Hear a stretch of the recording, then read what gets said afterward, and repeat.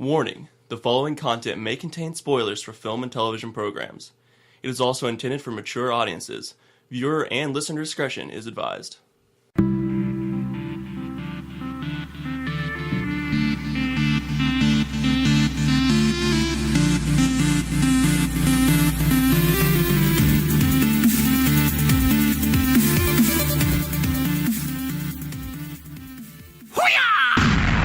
Catchphrase! Hey! How's it going, guys? Hi, welcome to episode 6 of the See It podcast, where we bring you everything film and television related. How's everybody doing today?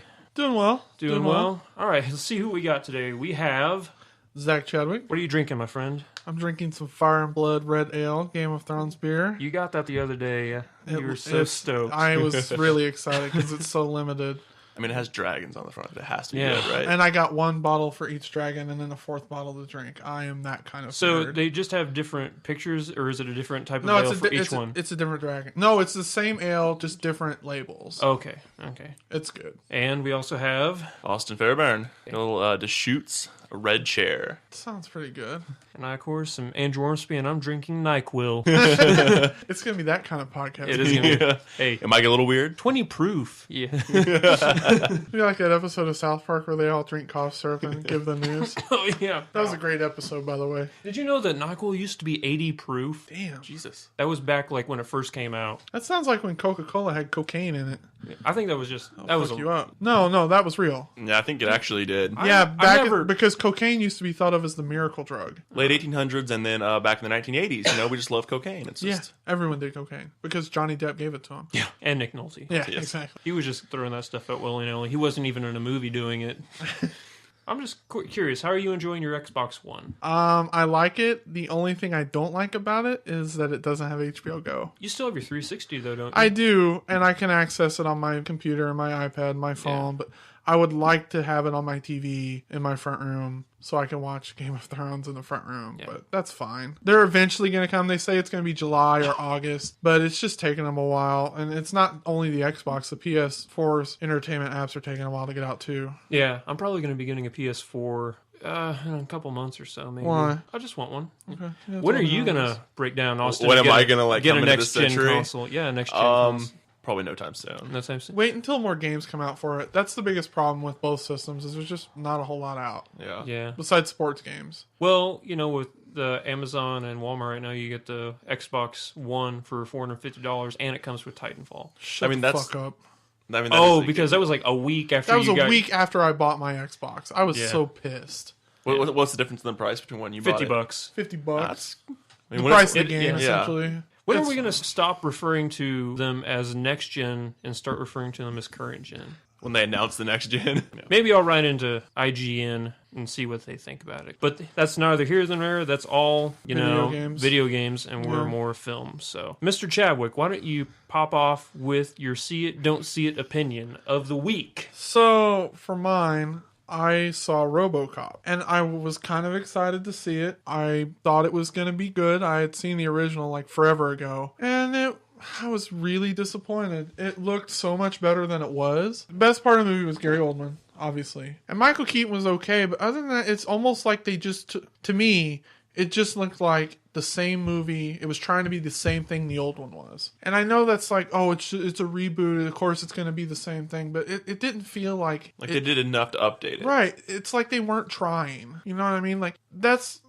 I just wasn't impressed. Don't see it. No, I'm going to have to say don't see it. Don't see it. That's our second one in a row. I can't recommend it. Yeah. If you're going to watch something like that, just do yourself a favor and watch something better that has Gary Oldman in it. There's a lot to choose from. There's a lot to choose from. He's a very good actor. And and no one can really use that reboot excuse because even something as simple as The Amazing Spider-Man, I mean... You still expect something incredible. It doesn't matter if it's a reboot or not. Exactly. Like, it stayed true, but it was different than the first Spider-Man movie. And it was well written, and it was well acted, and yeah, don't see it. RoboCop was not good. Unfortunate. Anyway, on to the weekly news. The news, okay. Let's see. Chris Evans, star of Captain America, which I saw yesterday. Very good movie. He has decided he does not want to act anymore. As soon as he's done with all the Captain America and Avenger films, he says he wants to take a set behind the camera, start doing some directing work. He already has a film lined up. The title of it is The 1:30 Train. He says he doesn't like the title at all. He says it's just way too blatant and obvious. And his quote is, "It's just like calling the movie Cellular." I like that. Yeah, I know. I hear 1:30 Train, I think 310 to Yuma. That's a good movie. Well, the numbers are right exactly there. the same, Just and it's in a different order. A train, yeah. The 310 to Yuma. See it. Yeah, definitely, absolutely. Both of them, the original and the new one. I don't think that's that bad. I mean, he's successful. He's done quite a bit in film. If he wants to direct, let him do it. If he fails, all he can do is go back to acting. I mean, it's not like that big a deal. Yeah, just because you say something like this doesn't mean, 10 years down the road you can't actually go back and act. No one's going to hold him to this. Look at Ben Affleck. Absolutely. Didn't do so hot in front of the camera, went and started directing, and he did amazing, and then he got back in front of the camera, and now he's super good. I'm not saying that Chris Evans is bad by any means. I think he's a very good actor. I'm just saying you can't judge one's personability in one area to their other. So I'm going to hold judgment until I see something of his that he's directed, but, I'm very open to anything that he puts out there. I actually think he's more successful, maybe box office wise, than Affleck when he was acting, because the only successful movie I think Affleck did acting was. Are you talking box office successful? I'm talking pre The Town, because that's when Affleck started directing. No, are you talking about like critical acclaim or box critically office? Acclaimed or box office? Because if you're talking box office, then Pearl Harbor destroyed the box office. It was a terrible movie. I'm talking critical wise and how it was received by the fans. Because think Dogma and Good Will Hunting. God damn it! I'm trying to think of Chris Evans movies. Well, he was. I mean, the original. He's been in all these. Fuck it. My argument's invalid, apparently. I was just thinking out loud. Question, since the last podcast, Zach, have you watched any Godfather movies? I have watched half of the one you gave me. The first one? Yeah. And I can see why it's a classic. Shit. Marlon Brando's amazing. I'd never really seen a whole lot with him. It's gonna make you an offer you can't refuse. I mean, everybody makes fun of him for that accent, but man, I mean, he commands the screen. Absolutely. So I'm impressed, and I'll finish the movie by next week. And then when you bring it back, I'll let you watch all the Indiana Jones movies. Whatever. So, just because Godfather, so I was thinking Pacino. Have either one of you seen the Stand-Up Guys with Walken? Oh, no. Have you seen it? I haven't. It's on Netflix now. Is it? And it looks. I've really wanted to see it for a while. What is it? They're old school New York gangsters. Old New York gangster Wait, film. Stand-Up Guys? Yeah, is that the Al Pacino, Christopher Walken movie? Yeah, literally what he just said. Sorry, I just repeated what I sorry, brain exploded. Yeah. Yes, I've seen the preview. Haven't seen it. I really want. They called it a comedy though. When I saw a preview, it didn't look like. It sort of looked like an In Bruges sort of dark comedy. Okay. Probably not as witty as In Bruges was. I think it's kind of a comedy in the sense that Red was a comedy, and that it's like they're kind of out of their element because they're like past their prime, so it's kind of funny. Al Pacino's not like over the top like he has been recently. I don't believe so. I mean, I haven't seen it, but it just looks good. And it's on Netflix, so it's not like you have to go out and spend money to watch it. Because if you don't have Netflix by this point, then screw you. Yeah, get Netflix. Get with the fucking times. Number 2 in the news. Gwendolyn Christie is trading in one game for another. You may know her as Brienne from Game of the Thrones. Now she is going to be starring in the 4th installment of The Hunger Games. Super excited. Fourth? I thought it was the third. No, there is a third movie, but they're splitting it into 2 movies. So she's going to be in part 2 Since of it. everyone does that She's going to be Commander Lime. Okay. Which is a character that falls later on in the 3rd book. Yeah. Books, I've read all of them. The 3rd book is my least favorite by far. Honestly, they just got worse as they went on. I thought originally when I found out they were being made into movies, and it wasn't a surprise that they were, but I thought originally that I was like, I don't really feel like this series is going to translate very well to film. It didn't. The first one didn't. I don't think so. What?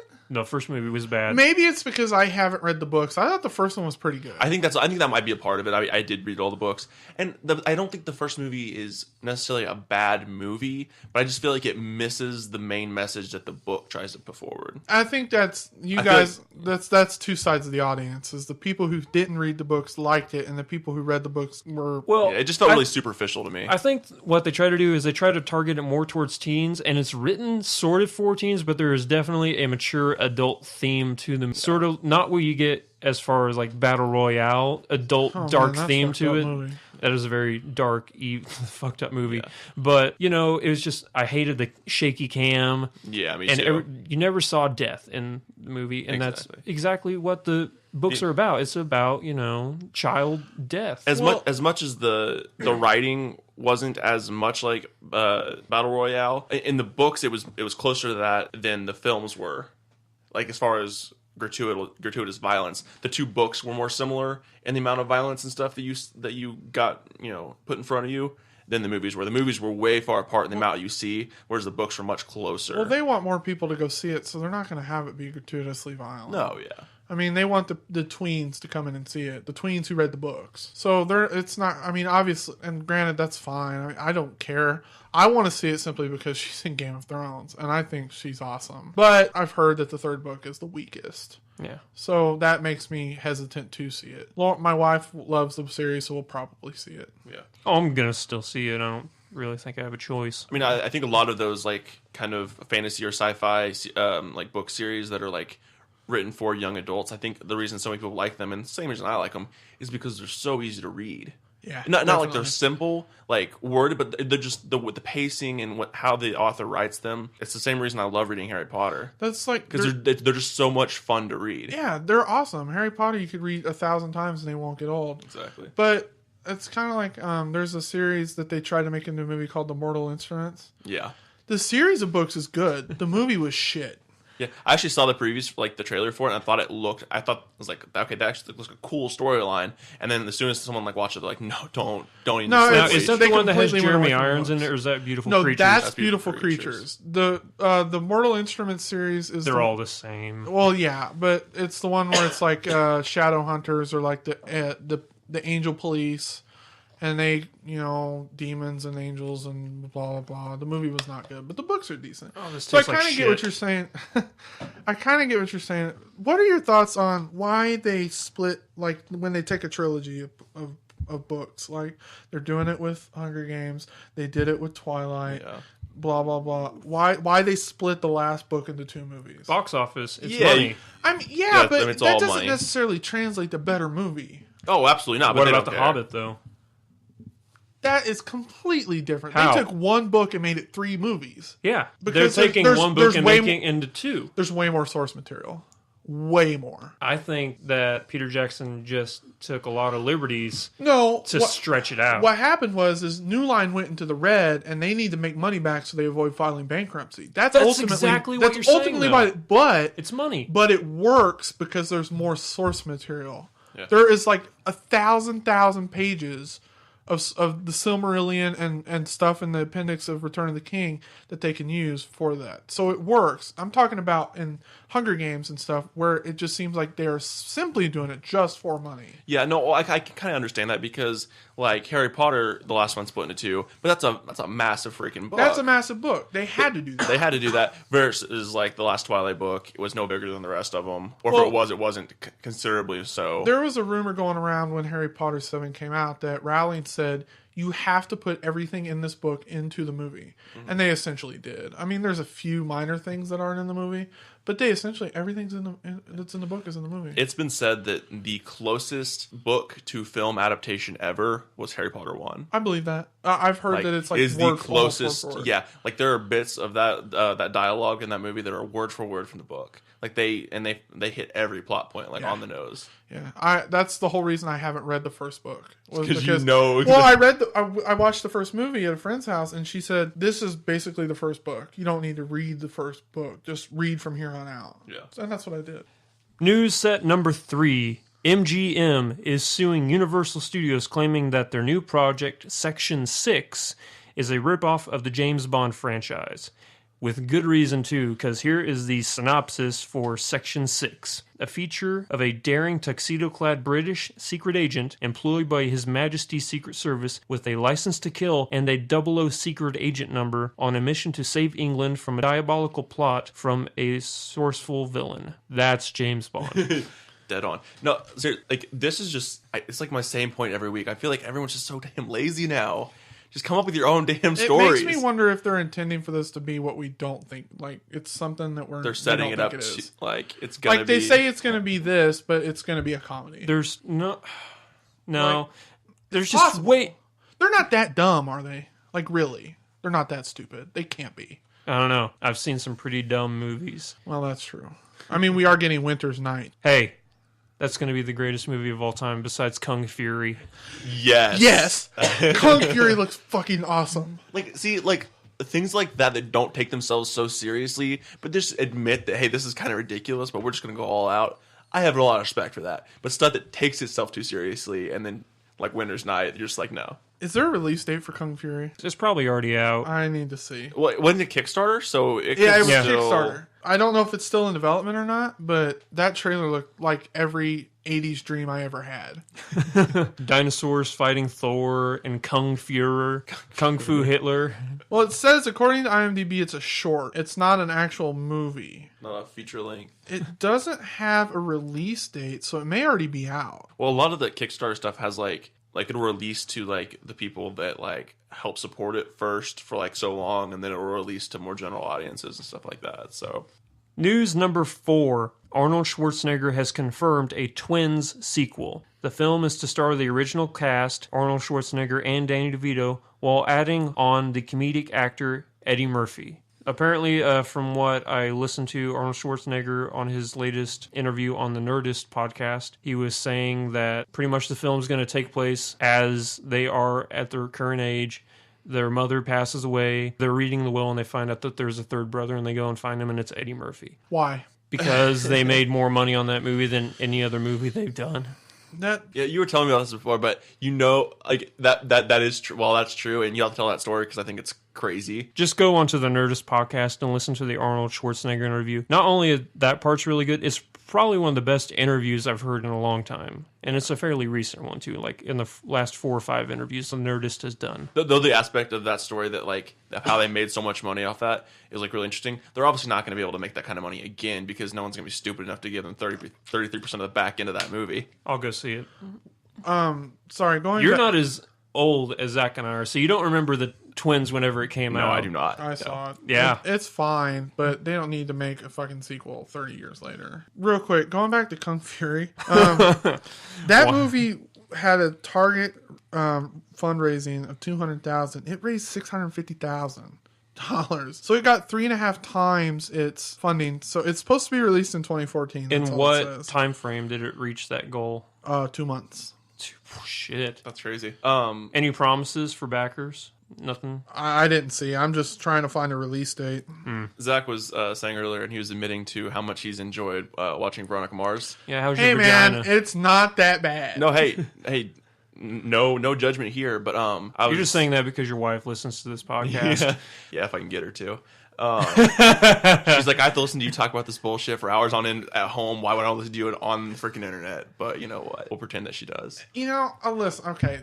Every once in a while, you come across a show that you never would watch, and you watch it, and it's not that bad. Granted, it's cheesy, and the storylines are predictable, but it isn't that bad. And plus, it's got like a fucking who's who of TV in it. Joss Whedon, Kevin Smith, Jews from Sons of Anarchy, among others that I can't remember because I'm not watching the show right now. But it isn't terrible. Well, I think it was actually on the RT podcast. It was whenever they were in the South by Southwest because they had like a showing of it down there or in Austin around that time. That apparently that it made its like money back of like its cost of what it cost to make. It was a Kickstarter film. It was a Kickstarter as well. So, was it? Oh yeah, it was Wow. Kickstarter. Well, it was a Kickstarter, but it was also backed by a studio. Was it Paramount? It was Paramount. I Yeah, think so. it was Paramount. So it was kind of half and half, but Yeah. it made its goal of what it wanted to make back in the first weekend. Well, it's got such a cult following. I was surprised by how many people are into that show. Oh yeah. I didn't know anything about it until my wife's like, "Oh, Amazon Instant Video, try this show out." I'll watch it because Kristen Bell's kind of hot.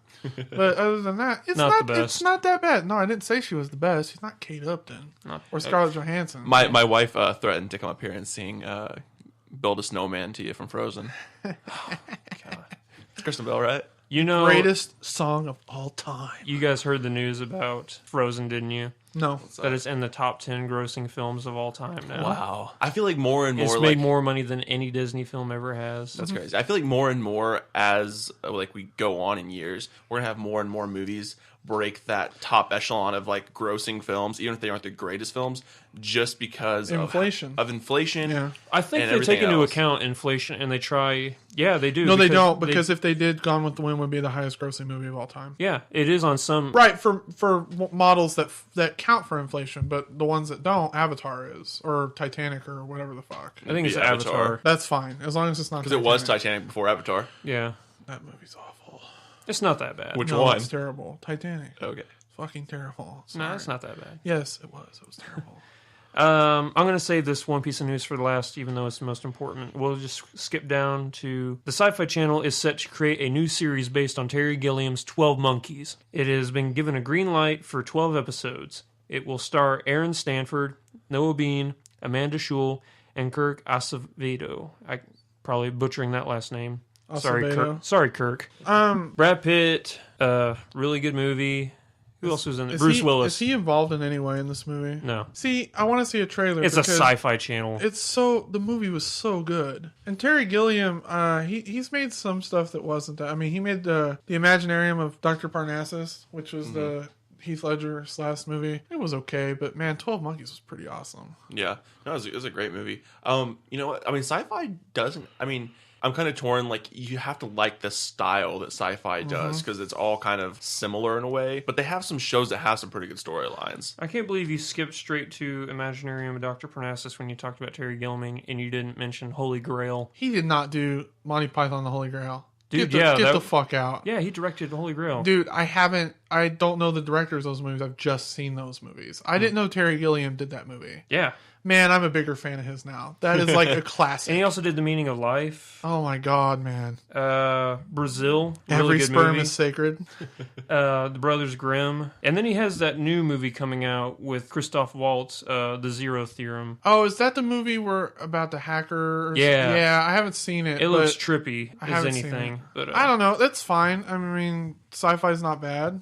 They're okay. Need to see a trailer for it because you can sit here if you know 12 Monkeys and you loved it, you'll say, "Oh, I'm excited," and if you don't, you're like, "That why?" I love 12 Monkeys, and I'm not excited. Yeah, I'm not. Yeah, I mean, there's no sci-fi shows that I really follow. Sci-fi originals, though, there's no movies better to get drunk to and watch than sci-fi original films. Have you either one of you ever seen any of the Warehouse 13? Yeah, no, yeah, I've seen it. Yeah, not the best. To me, it kind of reminds me of like Doctor Who, like an American version of Doctor Who. A little bit. Doctor Who's awesome. No, I couldn't get into it. Yeah, I don't know. I can see why. Actually, I can't see why people like it, but a lot of people do. There are episodes I like from Doctor Who, but it's not something I can continually watch. Right, you're in the same boat as me. Yeah. I like the show. It's not something I'm going to continuously watch. Last bit of news: David Letterman is retiring from The Late Show. He said he's going to probably hang on in there until 2015, and then he'll quit. Question for you guys, and then I'm going to go last on this. List 2 people you want to replace David Letterman besides Conan O'Brien. Real quick, I hope this isn't a repeat of the Jay Leno fiasco because that was terrible. Well, Conan can't. No, as far as I know, I'm because just talking about TBS, his contract doesn't end until the November situation. of 2015. Don't replace Letterman and then 6 months later bring him back. I don't think Letterman's going to retire and then unretire like Leno did. So if we're going to sit there and say who I either want Jimmy Kimmel or Louis C.K. See, I thought about Louis C.K., but I didn't know if he could tone down. I know, that's the only bit. I love Louis C.K. is awesome. And if you haven't watched this TV show, watch it right now. He's brilliant writer. I just don't know if the stuff that he does in his stand-ups and his show would translate to a Late Show audience. I wonder... It's very PG when it comes to Late Show, and he is the farthest thing. I can see them doing Seinfeld. Ooh.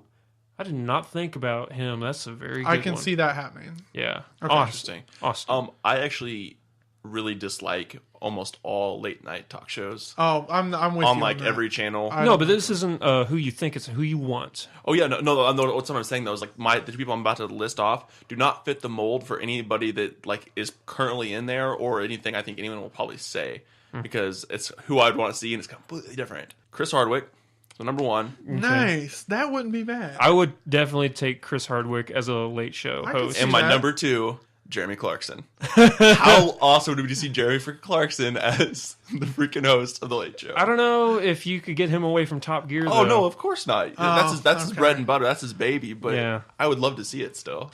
I would. If Jeremy Clarkson was the host of the Late Show, I'd watch it every single night. So see, it's a good suggestion. Here are my two picks. My number 2 pick would be Arsenio Hall. All I'd right. love to see him back. All right. My number 1 pick, NPH. If Neil Patrick Yes! Harris, That's a great I one. didn't even think about that. if Neil Patrick Harris were to become the host of the Late Show, it would be the most amazing thing ever. I was thinking about Ellen too, but I think she's more of an AM. I think her AM slot Yeah. is perfect for her. Yeah. She's the white Oprah. But if she were to go to the Late Show, I think she would do very well. But I think she would. I think NPH is even better. NPH would Man. be Neil Patrick Harris as a Late Show host would be the best thing because How I Met Your Mother's done. He's proven himself as a host for Emmys. And he's generally, like, he's one of the most likable personalities Yeah. in Hollywood. And I also thought, and I don't think with his current schedule if he would be able to do this, but Justin Timberlake would be a really good host too. Hey, that man is a biracial angel. No, he's not. no, I'm sorry. No, he's the white Michael Jackson. He's the triple threat. He can do anything. Yeah, but I just like seeing him do music, and I like seeing him do films. And if he was doing the Late Show, I don't think he would be Yeah. able to do that. Yeah, wouldn't But work. I'm gonna go with Neil Patrick Harris or Arsenio Hall. That's good not bad. That's not bad. All I good like the suggestions, guys. MPH one. Are we done with news? Anything else, guys? No. What are we running on time? We are halfway there. Perfect. Wow. I guess there is it's kind of news, but I think it'll trail really well off of some trailer talk we're about to have. So I'll leave it till then. Okay, so trailer talk? Is that what's up? Trailer talk. Trailer talk. All right, first movie we're going to talk about, Lucy, directed by Luc Besson. It looks freaking Awesome. yeah.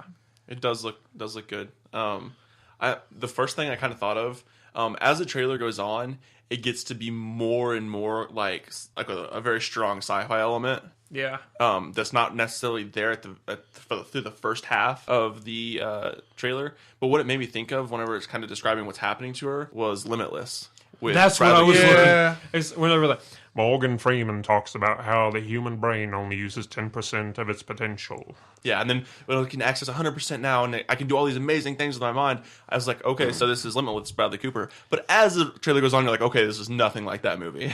Do you ever listen to Neil deGrasse Tyson talk at all about his theorems? He's a I know cosmologist. I know who he is, but I've never listened to him outside of Bill Maher's show. Yeah, he was talking about how the whole we only use 10 or 20% of our brain is total bullshit. Really? We use 30% for certain things, we use the other 30% for other things, and then the other 30%, and then the last 10% just gets. So we use our whole brain, just not at once. Not at once, yeah. It looks So that's why awesome. this movie's going to suck. No. The movie looks really cool. See, who's in this movie besides Scarlett Johansson that I thought was... so hot. And Morgan Freeman and the Asian guy from Old Boy. That's what I'm trying to find out. I don't remember his name. It looks really good. It does look like Limitless, but it looks like Limitless meets Min-sik Push. Choi is his Did you ever name. see Push with Chris Evans and yeah. Dakota Fanning? It kind of Yeah. looks like those two movies meet. Min-sik Choi is the guy's name from I Saw the Devil and Old Boy. He's going to be in this new Lucy movie. He plays a great, creepy, bad, sadistic guy. He does. He's really good. It's his eyes are just empty. It's just really creepy. On to the next trailer. Teenage Mutant Ninja Turtles. Okay, so what was it? In our very first podcast, was it our first one or our second one? Where Our first podcast we talked about the Oscars, so it was No. our second. Okay, our second one, where I did my rage rant about Michael Bay shitting on my childhood. Yeah, that was it. After watching this trailer, the kid in me has a little bit of hope that it won't suck balls. Nope. Granted, Megan Fox is not the best. Michael Bay has a history of shit, but I'm still going to go see it because it did look like it's going to be kind of fun to watch. This movie is going to be the shittiest thing ever. No, and I'm basing no. this solely on the director. Jonathan Liebesman. I want you guys to listen to his repertoire of all of the things he's done as far as directing goes. His first movie that was big time, Darkness Falls. Never seen it. That's the Tooth Fairy movie. Yeah. Oh, okay. There's a special place in my heart for that movie, actually. Are you kidding me? It's so bad, but I remember as a kid. I was The Texas Chainsaw Massacre, The Beginning. Is that the one In 2006, the one with... That's not the one with Jessica Biel. That's the one with Jordana Brewster. Yeah. Okay. The Killing Room. Never seen it. It was super bad. Yeah, it was. I actually know too, yeah. Battle Los Angeles. Never seen it. It was super bad. And then Wrath of the Titans. Haven't seen it. It was super bad. Man, I take your word for it, but this just looks like one. I'm gonna go see it because it's gonna take me back to when I was a kid. Speaking of Clash of the Titans, I saw Clash of the Titans 3 Friday. Yeah. Or as some of you may know it by its theatrical name, Noah. So, okay, tell me what was not good about this movie. Okay, actually, if it's not even my week, but it is a see it movie. Okay. Just don't see it in theaters. It's one of those, if you see it on TV, it's a good watch. I went to saw it in theaters because it may not be the best movie, but it's gonna be visually stunning, and it wasn't. Really? Yeah, the flood part. Spoilers. There's a flood. Yeah, flash flood of the Spoiler. Titans. Flash flood of the Titans. Okay, you know the whole flood thing, right? No. 30 seconds. That's all it was water. 30 seconds, and they're like, ugh. Yeah, water. And then I was telling Austin about this earlier. I was listing all the things that I didn't like about the movie, and we're just going to reenact this whole conversation. So Austin and I went and saw Noah today. Here are the things I didn't like about it. Do you ever see Galaxy Quest? You know the giant rock monster that's in that? Well, imagine 30 of those as angels. Literally, they're just giant rock monsters floating around, and they're fallen angels. And Nick Nolte's the voice of one of them. So you know that's a winner right there. Emma Watson's in it, and she's not hot. Yeah, that was a deal breaker for me. Can you set truth? I've heard that she is the only reason to see that movie. Like, how's her performance? I was really just her performance is really good. Okay. Jennifer Connelly, who's one of my favorite female actresses, definitely fell short in this one. Surprising. Definitely pushed all of her lines trying to overemphasize emotion, and it just came across as campy. Noah is an axe-wielding brute who kills like 35 people in the movie. And after telling Austin all of this, what was your response? I see nothing wrong with this movie. This sounds awesome. I'm like, how is this not the greatest movie ever? Like, so there's giant rock monsters. There's apparently, I think you left out the giant lizard. Oh, yeah, there's a giant lizard dog. Oh, awesome. A giant lizard dog, giant rock people, and Russell Crowe as Noah as an axe-wielding fiend just chopping motherfuckers up. This sounds awesome. Like, that does sound legit as hell. Yeah. But I can see how it would not be as good as I'm envisioning it in my mind. And Anthony Hopkins is supposed to be this super badass, Methuselah. Word of wisdom. Yeah. And he's just this creepy old guy who just walks around the forest looking for berries. He's like, I want some berries. It's I probably won't ever see it. Hands down, Darren Aronofsky's worst film.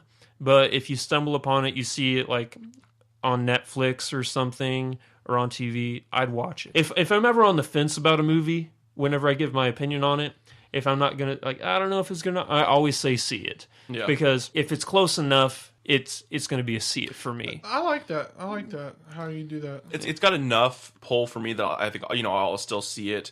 Maybe discount theater, something like that. If there's like a dollar show around you and Noah's there, and you have nothing to do that day, I'd go see it for $1. How many movies did you go see this weekend? You saw Noah and Captain America? Yeah, I saw Noah on Friday, and I saw Captain America, which is incredible. Just below the Avengers on the whole Marvel scale of their best movies. It was really funny. As part of their like advertising for that movie, like there's the blurbs of like what people say about the movies. Right. Like for Captain America 2, one of them is better than the Avengers movie. I'm like, oh, even if it is, like that's like. So you're like kind of like putting down your own like other. Well, I think it's their crown jewel of movies. Yeah. You take all these good movies and you combine them into one. I think that's okay for them to say. Yeah. Back to trailer talk. The Drop, yes. featuring Tom Hardy, James Gandolfini. Oh. Yeah, his last movie. Yes. The movie's going to come out in September of 2014, a year and a half after James Gandolfini passed away. I was waiting to talk about this one because I think whenever we talked about before, like based on trailers, like what we were most excited to see this coming up year, and I had said Transcendence was going to be my. Yeah. After seeing this trailer, it very well could be the drop. Yeah. It looks amazing. It's totally my type of movie too. It's a character piece. It's gangsters. It's James motherfucking Gandolfini. I love that man. I mean, I'm a huge Sopranos fan, and when he died, you can like my wife can tell you this. Like, I was like actually upset Distraught. when James Gandolfini died. I was like, oh, what the hell? That sucks. So man. I am just super stoked for this movie. It looks great. It looks, yeah. I mean, I don't have anything else to say. I haven't seen The Sopranos. I guess I need to, but I like Gandolfini a lot too, and it looks really good. Tom Hardy's awesome. Yeah. In most everything I've seen. And I'm really excited because the writer of this, Dennis Lehane, has put out some amazing shit. Mystic River. He wrote the novel for that. He also wrote Gone Baby Gone's novel. Gone Baby Gone's good. He wrote 6 episodes of The Wire. And I know it was not your favorite movie, but he wrote Shutter Island. Man. Was Shutter Island a book before it's a movie? Yeah. Okay, because I can, as a book, that might actually be pretty good because because it might not give it away like within the first 10 minutes.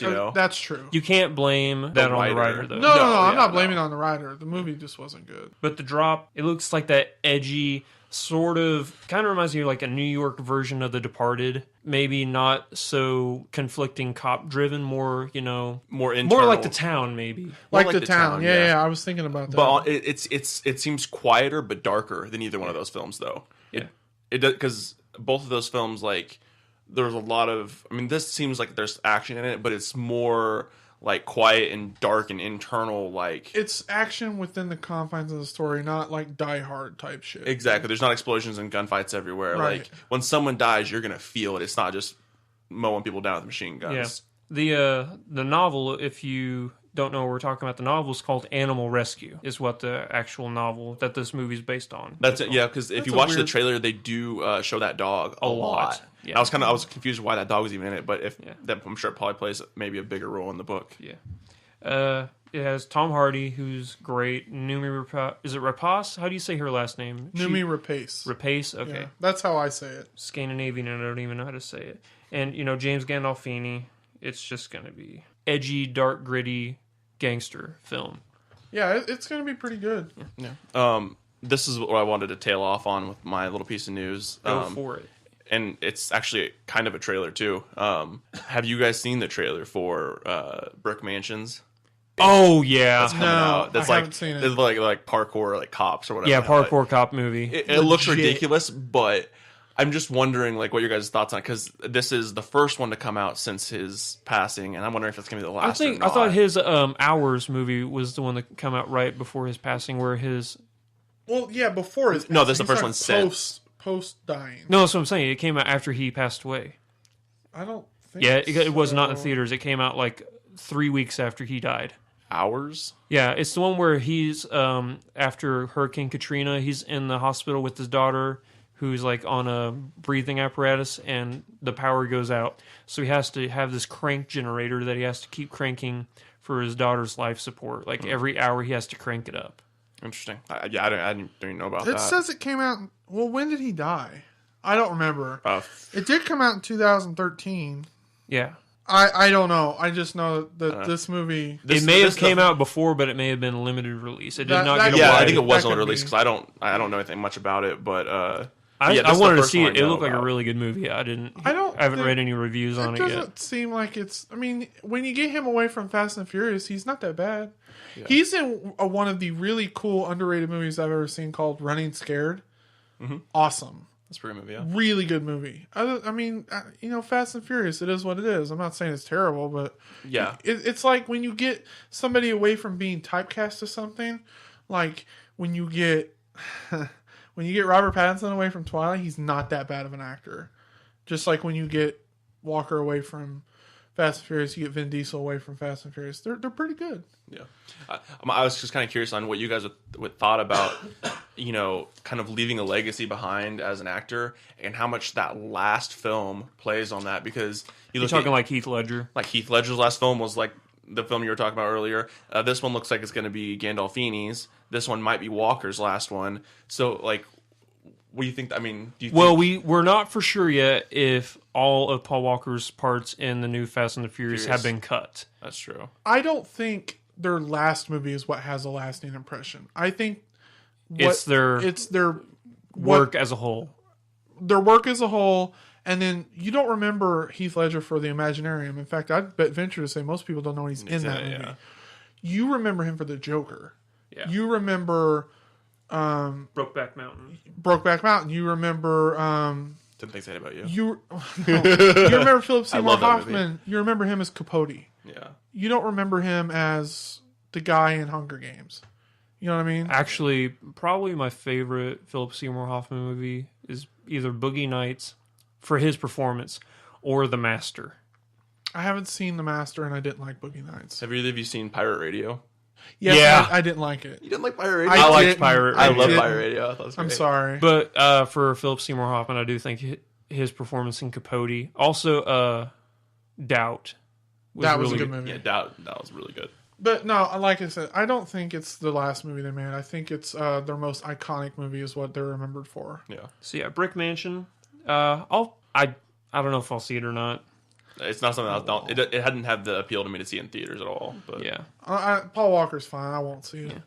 Next movie and trailer talk: Sex Tape. This movie looks hilarious. It looks really good. Really good. Jake Kasdan has directed it. He's done some really good stuff. He did a couple episodes of Freaks and Geeks. I love that. Orange County, Walk Hard, The Dewey Cox Story, and his latest one was Bad Teacher with Cameron Diaz. Bad Teacher was pretty good. I thought it was pretty up until the end. Well, there's the part with Justin Timberlake's like, I'm going to dry hump the fuck out of you. That was awesome. That part that was a really funny part. And then I at didn't the like end, the movie, when they were walking in the hallway and Jason Segel looks back and he gives her the signal like he's going to... Oh, yeah. That was funny. But it was just an okay movie. That movie looks hilarious. Yeah. I like Jason Segel a lot. And Rob Lowe's in it. Oh, yeah. Pretty good cast. Sex Tape is definitely going to be one for us to watch and give our opinion on. I definitely think so, yeah. And then this next movie is going to be a hit or miss. It's either going to be really funny or really dumb, and that would be Bad Johnson. Nick Thune's in it, and that's the main reason I want to see. He's one of my favorite stand-up comedians. Cam Gigandet, I think is how you say his name. He was in Never Back Down, and he was in Priest with Paul Bettany, and he was in the Twilight movies. He's okay. But this movie, like you said, is hit or miss. It looks like it's got a chance because it looks original. Like, I don't think I've ever heard of a romantic comedy where the whole idea is he loses his dick because he wishes it would leave him alone, and it becomes a person. Yeah. I've never heard of the director, Huck Botko. I've looked at his other works. It says he's known for The Last Exorcism and Virginity Hit. Wait, The Last Exorcism of what? No, not the Emily Rose one. Okay. I know you hate that movie more. Fucking hate that movie. But Bad Johnson, it looks really, really funny. It has Jamie Chung in it, who is fine, if I do say so myself. I will say this: it's like completely original, but only as original as rom-coms can get. Right. Because if you think about it, and there's nothing against the movie, but it just like came into my head. 40 Days and 40 Nights. Is that the Josh Hartnett movie? Yeah, where you can't masturbate or have sex. I never saw it. I keep getting that mixed up with his vampire movie. Was it 30 Days? 30 Days of Night. Yeah. But 40 Days of 40 Nights, that was a pretty funny movie. But yeah, I thought it was pretty funny. What happened to Josh Hartnett? I dropped off the face of the earth. Yeah, man. The last thing I remember seeing him in was Slevin. Sin City. Oh, Sin yeah. City came out after Slevin. Slevin. No, I saw him in Boonraku. Oh, yeah, Boonraku. Which was a very weird movie, but it was all right. Yeah.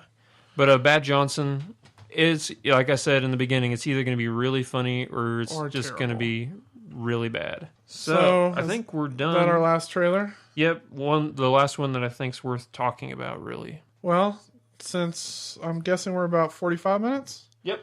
Somewhere around there. We need to do the finals.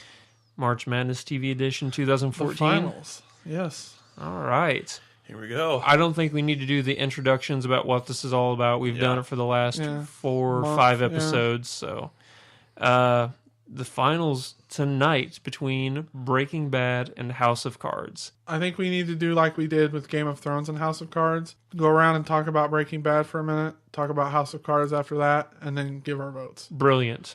Okay, so Breaking Bad. Who wants to start this off talking about the pros of Breaking Bad?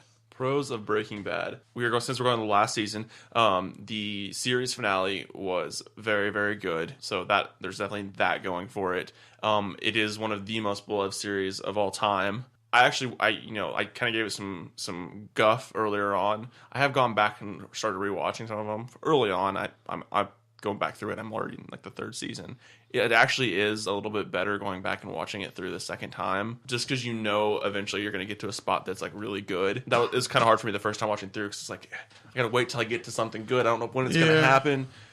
Going back through and those spots are going to happen, you can kind of like, yeah, okay, it's going to happen. You can get to it. And when the moments do hit, they're spot on and they're great. Yeah. And those characters, Walt and Jesse Pinkman, those have become some of the most iconic characters. The chemistry was incredible. Absolutely. Them. In modern television, those are some of the most iconic characters, and they were performed perfectly. Yeah. I know you're a big fan of Bryan Cranston, especially because he's in the new Godzilla movie. The new extended clip just came out today. Go watch it. But those two characters, for those people, those actors, those are probably the best characters they're ever going to get to act. And Jesse Pinkman's the guy that Aaron Paul said, I will never probably ever get a character like that ever again. He's like, that's probably the highlight of what I will get to do. Whenever you hit gold like that it's a once in a lifetime thing. So, real quick, Aaron Paul's in Veronica Mars. That's all I'm saying. Oh, really? Is he really? He really. That's is. Funny. All right, anyway, that's pretty much my end. That's my pros is Bryan Cranston and Aaron Paul, because the show didn't grab me, but I really liked them. And go ahead, Andrew. That's all I got. Pros for Breaking Bad's last season. I like the way that the last season did it, where the very beginning of it, they were playing up on that last episode. Everything was leading to that last episode. They would do clips that would like tease, like, well, what the hell does that mean? Well, what the hell does that mean? Yeah. And then they go back to current time. And if you think about it, the entire series, not the season, but the whole series, was 1 year. It all takes place from... The entire series is 1 year. It takes place from his birthday, from the first episode of the whole season, or series, and then the very last episode is his birthday the next year. So everything that happens in that whole series is 1 year. Wow, that's pretty impressive. Yeah.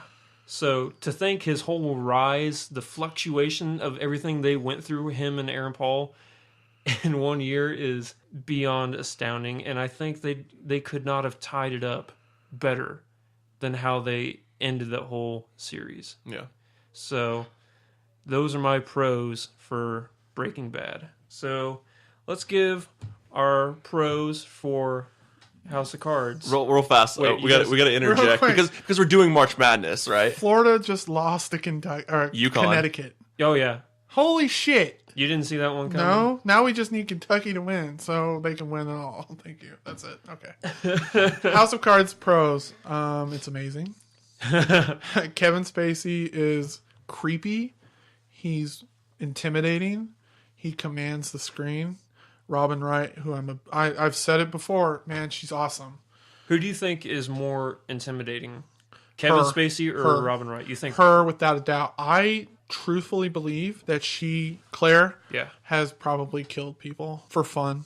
For fun? Yeah. There's actually someone tied up in their basement right now. See, she's creepy. From the vibe I get from the show, they don't do stuff like that. No, I think it's all necessity. No, it is. It's all to justify means. They don't do things for pleasure. Everything has a point to it. She's just super intimidating, and she's so good in that show. Yeah. And it's written by... Or David Fincher. David Fincher is a producer. Yeah. And there's nothing bad about this show. When he breaks the fourth wall and starts talking to the person watching, you think it's you. I love it. I love it. It's like he's talking directly to you. That's the thing with a lot of television shows today is you don't feel a sense of connection to it. There's always a barrier between you and what's going on the screen. But whenever he does that and he brings you in, it becomes more personal and you feel like it's happening with you, like you're there. And you go through the whole season questioning what's going to happen. Like, you don't know. There's nothing that tells you what's going to happen next. Yeah. Because like I said, the episode I just watched, sorry, spoiler, is it just ended where they have the 3-way with the security guard. Yeah. And which was weird, by the way. I think he's setting up the president to take a fall so he can smooth right into his office. I think that's where it's going. I don't know that's where it's going. Hold your tongue, Andrew. Yeah. But I know, like you said, it's the knock knock at the end of the season that's supposed to be like, whoa. Yeah. But I get shivers and chills every single time I think about it. He just has so many iconic moments like that. Yeah. What was I going to say? The dynamic between him and Tusk is awesome. Oh, yeah. Raymond Tusk Is creepy. Okay, I'm not going to spoil anything. Did you get to the bird episode yet? Where he snapped. Oh, yeah. Yeah. That freaked me out. I was like, whoa, who the fuck is this guy? I like the Indian guy who's in. Who owns the Kansas City? He's awesome. Well, yeah, I love how Raymond Tusk, the guy that is from Missouri. That's Yeah. his Is he home. really? Yeah, Yeah, he's from St. Louis. I That's did where not his know house that. that's where is. his house. I don't know his house. That's all in St. Louis. Well, it's Holy shit. supposed to be in That's St. Louis. cool. Yeah, the house is in St. Louis, Wow. but the casino is in Kansas, Kansas City. City. Which So it's like a 2.5 hour, 2 hour drive. Yeah, I think it's more like 2.5. Is it? Okay, well, it's not that long. Because from Springfield, where we all live, it's 3 hours to either. Yeah, it's a little bit further to St. Louis than it's Kansas City from us. Yeah. But Well, that's cool. I did not know that. what were you talking about, like with Spacey breaking the fourth wall? I remember watching that first episode and thinking, okay, what the hell is this? Yeah. I was. It wasn't until I went back and watched. I was like, okay, that was even cool. But I remember watching it the first time, going, and what the hell is this? Come on, Netflix! Like, why is this guy breaking the fourth wall like 2 minutes into this thing? But Like the very first episode with the dog in the very beginning. yeah, like right off the bat. Yeah. Well, didn't it start in the fundraiser? No, it No, started the very off with first, the dog. the very first Yeah. episode is And the then dog. okay. With the very first episode. That, for us, we love that, but it turns some people off. Oh yeah. Well, at first, I mean, I was willing to give it a shot, but I was kind of like, when it's first, I was like, well, what is this? But I mean, it obviously works really well with the show. Absolutely, Yeah. it's brilliant. I'm ready to give my vote. You ready to give your vote? This is the moment of truth. Who is going to win 2014's March Madness TV edition? Let's go around, throw down your votes. Austin, who are you voting for? House of Cards. Zachary, who are you voting for? House of Cards. And with a shutout, House of Cards is going to win the 2014 March Madness TV edition. Congratulations. Very, very well deserved. Absolutely. It was a number 3 or 4 seed. I think it was a 4. 4 seed? House I of think Cards. Game of Thrones was was No, a 3 seed. it was Breaking Bad was number 1 seed. Walking Dead. Walking Dead was Game number of Thrones. and so yeah, it was a I number think Game 4 of Thrones seed. was a 3.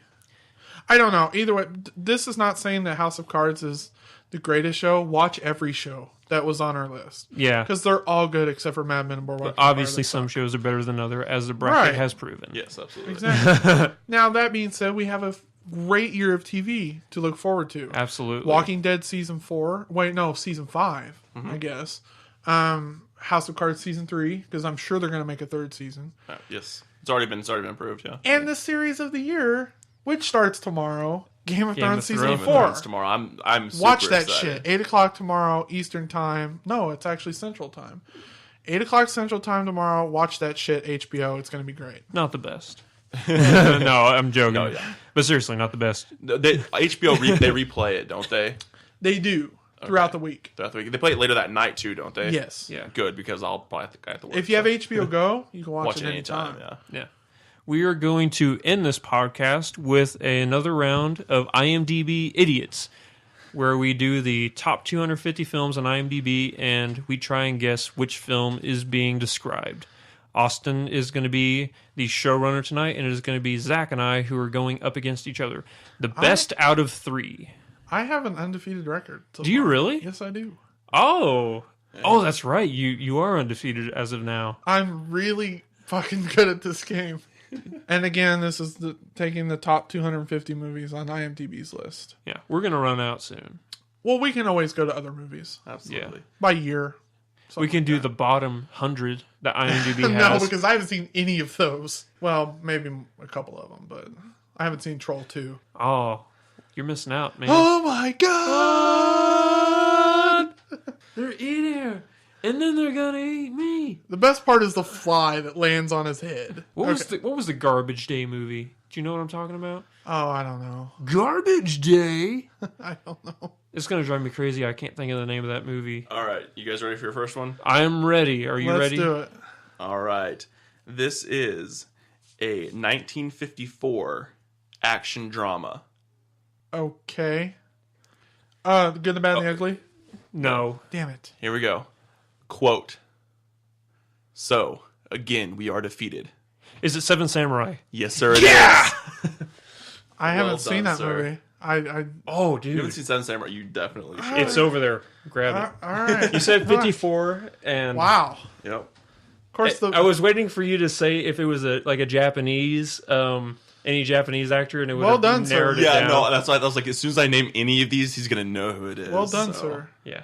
Okay. It's, what is it, like number 8 or number 9 on IMDb? It is. Where's it at on here now? It's at I the gotta top, find I know it again. that. Yeah, it is. Number 8 or number 9. I'm impressed. Yeah, it's on here somewhere. Who knows? Yeah. Okay. Let's see. You're going down. Yeah, the going week I down. say something. Okay, I'm finally going the rest down. of this thing is loaded. Give me like an Indiana Jones or something. If only it was on the 250 list, I totally It is. would. Is it really? All of them are, besides like Temple the of Crystal Doom. Skull. Yeah. No, Temple of Doom, I think Is it? It may be. I liked that movie. Fuck you. I've seen it. No, I've seen Temple of Doom. Oh, Temple. I haven't seen Raiders of the Lost Ark or the other one. Last Crusade. I've seen Temple of Doom. Austin, real quick. Last Yes. Crusade or Raiders of the Lost Ark? Raiders of the Lost Ark. I'm a Last Crusade kind of guy. Really? Yeah. Fair enough. Is that the one where it starts out with young Indiana Jones? Yeah. Okay. Wasn't not Norman Reedus, who was the other Boondocks? Sean Patrick Flannery. Wasn't he a young Indy in a TV series? He's in St. Louis right now at that Comic-Con. Oh, really? Yeah. I don't know. I didn't know there was a TV series. I'm pretty sure there was a young Indiana Jones series, and I think he was Indiana Jones. Yeah, that sounds about right. Young Indy Junior. Okay. So, I'm not going to give you the. I'm only going to give you part of the genre, because if I give you too much of it, it'll give it away. Okay. So that's already a hint right there. What about a year? 2008 Family Adventure? Family Adventure. And it's in the top 250? Absolutely, and it should be too. It's great. I'm going to give you the director, who's also a writer for it. I can feel I'm going down. Andrew Stanton. All right. I'm drawing a blank. Starring Ben Burt and Alyssa Knight. Or Lisa Knight. I feel so freaking stupid. Now I'm going to give you the part I left out of the genre. Okay. Animation. Shit. It's not Spirited Away. It's not The Incredibles. No, it is not. Fuck. I believe it's the first animated film on this list as well. The Incredibles, Toy Story, Wall-E. Up. Is Wall-E? Yes, it's Wall-E. Yeah! What? Family Adventure, my ass. What would you call it? It's a fucking animated movie. Who said it was a family adventure? Yeah, it says, I call bullshit. it says animation, family adventure. If I give you animated, I figured you guys would have got that right away. Guess who's defeated, motherfucker? That's bullshit. All right, fuck we got that. one more, don't we? It was best of three, but do we'll the do third the one. always do this we always Fuck do it. I gotta three. go out on a good note. That's some shit. For whatever reason, the rest of this list is not. There it goes, as I say it. Wow. Let's see. Fuck Wally. Ratatouille was better. Bullshit. Wow, Ratatouille no. sucked. Wall-E was great. I'm not saying it wasn't great. I just said Ratatouille was better. Actually, Spirited Away is the first animated movie on the list. The second, So I is was right. But that came out in like 99 or early 2000s maybe. 2001. 2001. It's still not as good as Howl's Moving Castle. I'll agree with that. I like how both of your movies... Oh, wait, no. I was thinking Spirited Away. I thought you were going all Japanese. No, films. that But, would have been cool. yeah. All right, I love this movie. You guys ready for this one? All right, it is a 1992 crime thriller. Die Hard. No, Michael Madsen. Reservoir Dogs. Yep. Fuck berries. Yeah, when you said Michael Madsen, I'm like, yeah, I know that. Hey, I went out on a high note. Fuck Wally. Yeah. Just not high enough. All right. I think that wraps up this week's episode 6 of the See It podcast. I'd like to thank everybody for listening. You're all incredible. I'd like to remind everybody to like us on Facebook, to follow us on Twitter, to subscribe to us on YouTube, but most importantly, subscribe on iTunes, and we'd also like to thank Podomatic for sponsoring and hosting our podcast. To everybody who listened, have a great night, and we'll see you next time. See ya. later. Bye. Hello, listeners. This is Andrew Ormsby with a quick announcement before we wrap up this podcast. As some of you know, a company based in East Texas named Personal Audio has bought what they claim is the patent rights to podcasting. It is described in the patent as a system for disseminating media content representing episodes in a serialized sequence. Personal Audio is now patent trolling major and minor podcasters, saying that if they wish to continue with their podcast, they must pay them to continue to do so. These parasites of the world are outrageous in their claims. They are the scum who do nothing to contribute to people's artistic freedoms and try to silence people's basic rights to free speech. If they succeed in their court case, podcasters will most likely be forced to charge subscriptions for their already free podcast. It most likely wouldn't stop there either, as most YouTube content is episodic as well. If you'd like to do your part to stop this, you can make a donation at fundanything.com. That's fundanything.com, and click the link at the top of the page. Thank you very much for your support, and have a good night.